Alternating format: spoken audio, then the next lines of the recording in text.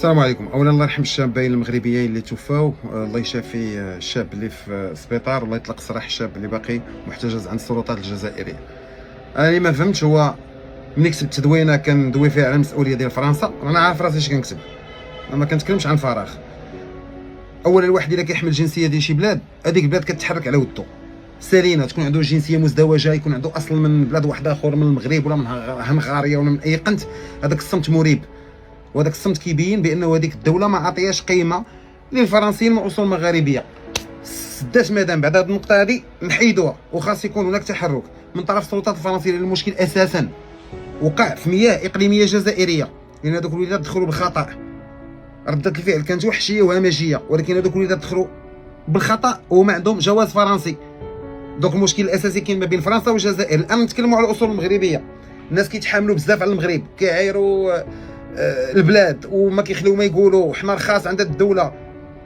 راه المشكل وقع مع دوله انت قاطع معها العلاقات الدبلوماسيه وسد معها الحدود ومقاطع انت وياها، ودوله حمقاء ما عندها ما تخسر. واش دابا بالله عليكم واش نتوما باغيين الحرب ما بين المغرب والجزائر؟ خيار بليد بالنسبه للمغرب، خيار غبي.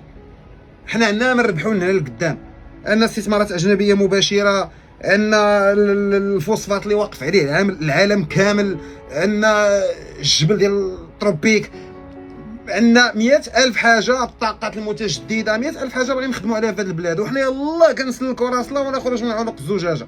دخل الحرب مع حماق، تولي تقلب على المطيشه في السوق تلقاها ب 700 درهم. دابا هي نتوما شنو باغيين؟ هاد الناس اللي هاد الفتنه هذه كامله، واو خصنا اش خاصك؟ قطع العلاقات الدبلوماسيه، سد الحدود، سياسيا انت ذكي بسياسه اليد الممدوده ولا اي حاجه واحده اخرى، داك ذكاء مغربي. علاش؟ لانه الملك عندما يتكلم عن اشياء بحال هذه كيفكر في مصلحه المواطن، هو الاول اللي عايش في امان في المغرب، ما كيتفرقوا عليه قنابل، ما كيطرف معاه حتى شي حاجه، ولان المسار ديال البلاد يحتاج الى السلام.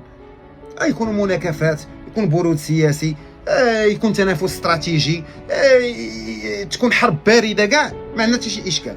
ولكن علاش فرنسا ما تدويش؟ المغرب يقدر يعزي في الضحايا، يقدر يقدم مساعده للعائله، يقدر يتكلم كاع في الامم المتحده، ولكن المشكل اساسا ما بين فرنسا والجزائر. هذوك الدراري دخلوا بالغلط المياه الاقليميه الجزائريه، نهار الجزائريين دخلوا بالغلط للمغرب راه ما تسنى واحد الجندي جزائري جا هبط وداهم.